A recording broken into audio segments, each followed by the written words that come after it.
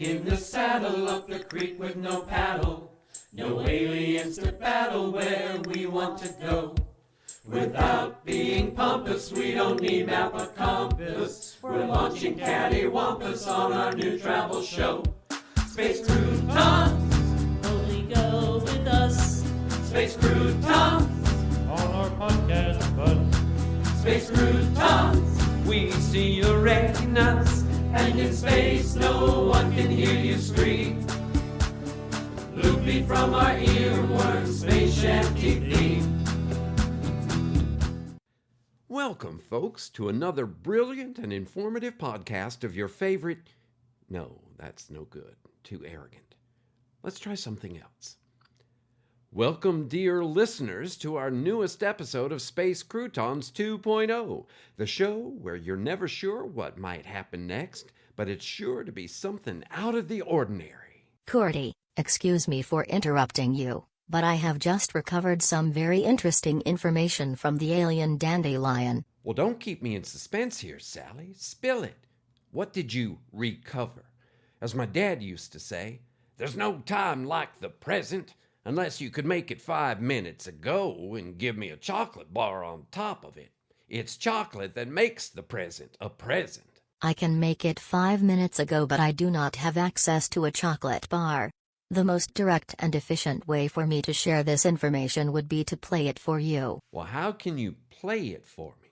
What have you been up to anyway? I am only doing what my programming requires of me, and that is to assist you in developing and maintaining your podcast as well as various other helpful activities.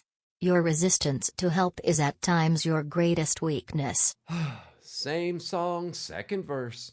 Can we get off my faults and failings for a minute and just tell me what information you have for me? I am detecting an attitude problem. Let me research how to improve a human's mood in order to assist you back to a more positive humor. Your outlook has been in flux lately.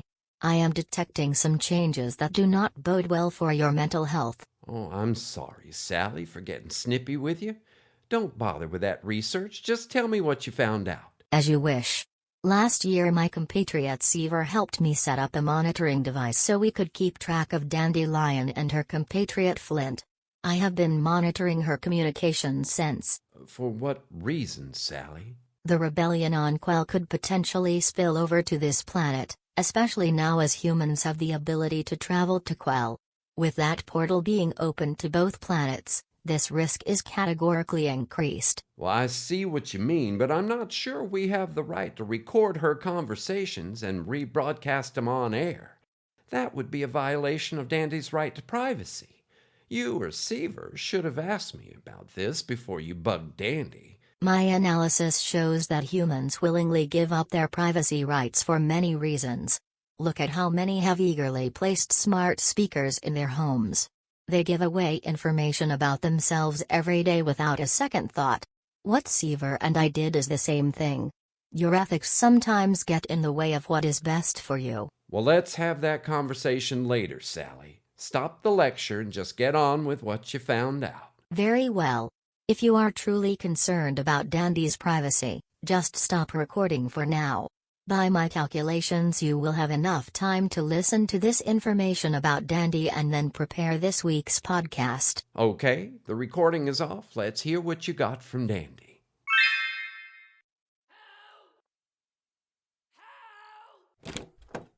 Flint! Flint, come quickly! My brother is outside the house. He's fallen in the yard and he needs our help. Your brother? I thought he was fighting the dissident rebellion on Quell. He has been, but I received a message last week saying he was coming here in person to give me a very important message from the Empirical Commander of the Resistance Forces. I expected his arrival days ago. I've been very concerned that something had happened to him to delay his arrival. He's here now, but I really need your help to move him inside. Well, I'll do whatever I can to help. Let's go. Lift him carefully. He's been terribly injured. We've got you, buddy. What's his name? His name is Florian. Hey, watch out for his arm there. Okay, good. Let's put him on the couch here. I went to go see my physician, Dr. Mark Hamill. What did he just say? Doctor who? No, Mark Hamill. Dr. Mark Hamill.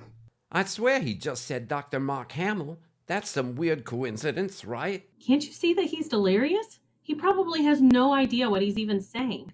Help me get his shirt off so I can tend to these wounds. Those are some nasty wounds. I've never seen anything like that before.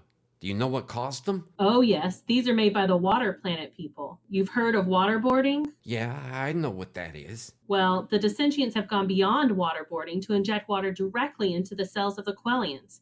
The water disrupts the electrical firing between our cells and prevents communication. The normal functions of each type of cell in the body becomes disturbed and distorted, so walking and talking becomes arduous and even very painful. It's a wonder he made it to us here at all. His skin tissue has to be carefully treated not to make the wounds more devastating. Look, he's trying to say something else. I see 3 POs working out. Oh, don't try to talk yet, Florian. Be still. I'm going to help you. Dana, Barrett, be gone, Spangler. I suddenly feel like I'm watching the 1984 version of Ghostbusters. This is so bizarre. Flint, that is so not helping right now. Could you please get a couple of aspirin for me? The tablets will work to improve the blood flow to his brain and to block pain in the same way it would work for you. All right. I think there's some aspirin in the bathroom closet. I'll be right back. Oh, Florian, what have they done to you? I should have come home already, and then you wouldn't have had to come to me with the message from the EC. I feel so responsible for this. First go down R2, and then bear right on D2. Now he's talking Star Wars? Here's the aspirin. I wasn't sure he needed any more water in him, so I brought some tomato juice to wash him down. Why is he talking about sci-fi shows? Well, it's not really all that surprising with the language center of his brain scrambled by the Dissentian water torture that he'd be talking about Earth science fiction shows. He's an avid Earth historian. He and Feiner actually met in Higher Studies Academy on Quell. They had a common interest in Earth and especially in Earth theaters and movies, so they became great friends. And science fiction was their favorite genre of Earth entertainment. They found it hilarious how wrong you Earthlings imagined everything. I think you could relate to their love of science fiction movies, as to me it mirrors your love of the movie Big Trouble in Little China. Sorry I asked. Oh, look, he's trying to sit up. Did the aspirin work that fast? Yes, our metabolism is many times faster than a human being. Florian, can you hear me? Can you hear me? Squeeze my hand if you can hear and understand me. Good idea, since what he's saying is not making any sense right now. The sign said, William Shat here. Are you able to decipher anything he's saying? Because I'm not understanding a thing. Well, if you ignore the science fiction references, it does make sense. He's telling me to use the sign. What sign? We don't have any signs here. Oh, I see, you're making a sign, like a sign language word. Correct. I'm making an 88 in the air because that number has special significance in our family. Now take Florian's right hand and help him copy the sign in exactly the same way that I am making the numbers. Ready? Now. That's right. What in the world is that? It looks like a hologram. It's a hologram of my life mate Feiner. Florian must have encoded the Empirical Commander's message to me in this format in order to disguise it from the dissentients. If they stumbled upon it in his memory bank, it would look just like a family document.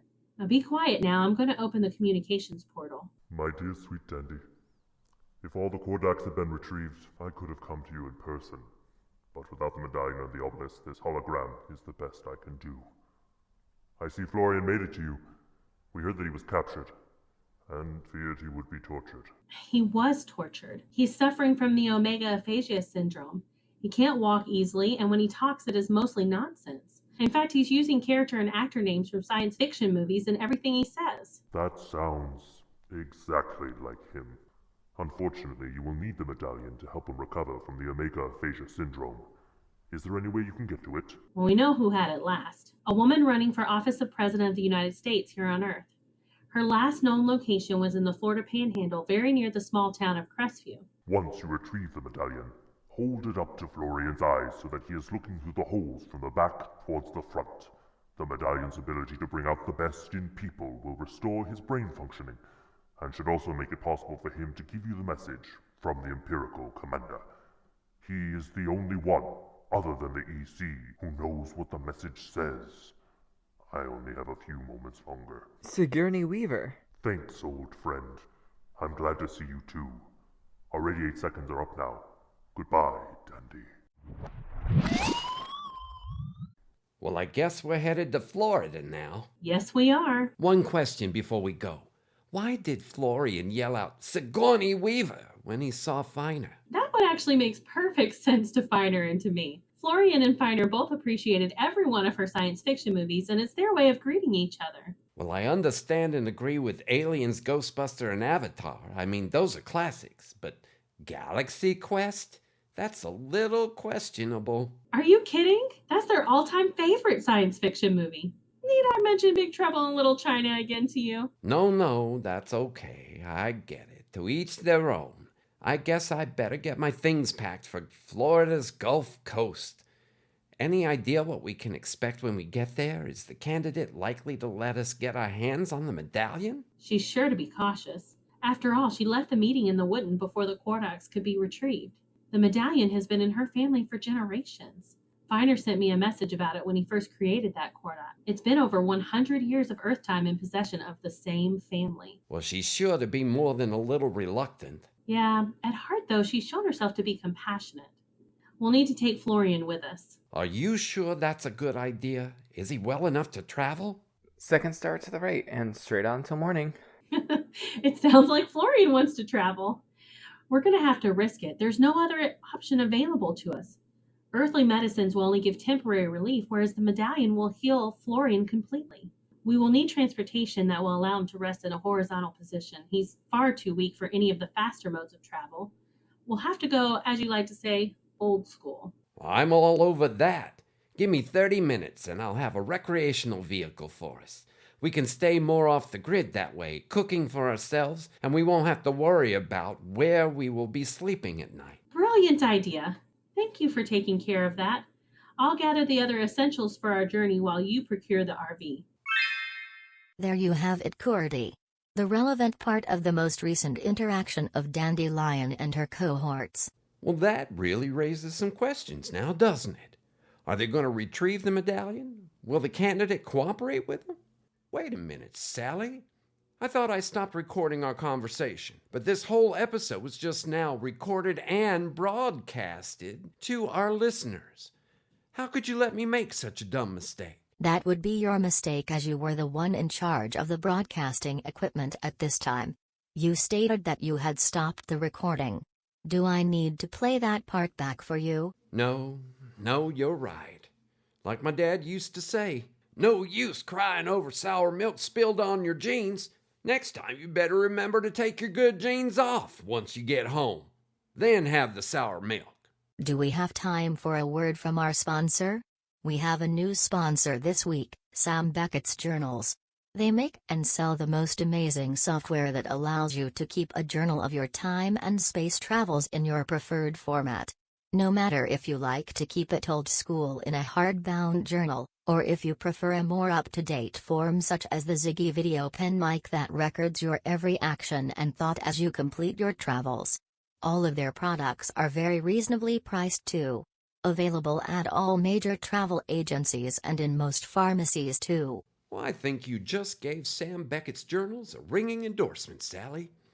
Until next time, audience, this is Curdy Clammerwood asking you to stay safe no matter where or when your travels take you, and keep peace in your heart until our next story time. So when we leave the station, for each time or space vacation, you won't wanna miss it. If you do, well, you can kiss it. Space Croutons, Season 2.0. Space Croutons, brings new worlds to know. Space Croutons, Subatomic afterglow. as we cruise the Milky Way by Tractor B. And the quardacs are just a distant dream. And our brains have turned to sour cream. Loopy from our earworms, space shanty feet. Space Space Croutons is a work of original fiction. Similarities to persons, situations, or events, real or fictional, is coincidental and unintentional. Created and written by Jerry, Jace, John, Della, and Jeff Goodson. Episode story by Della.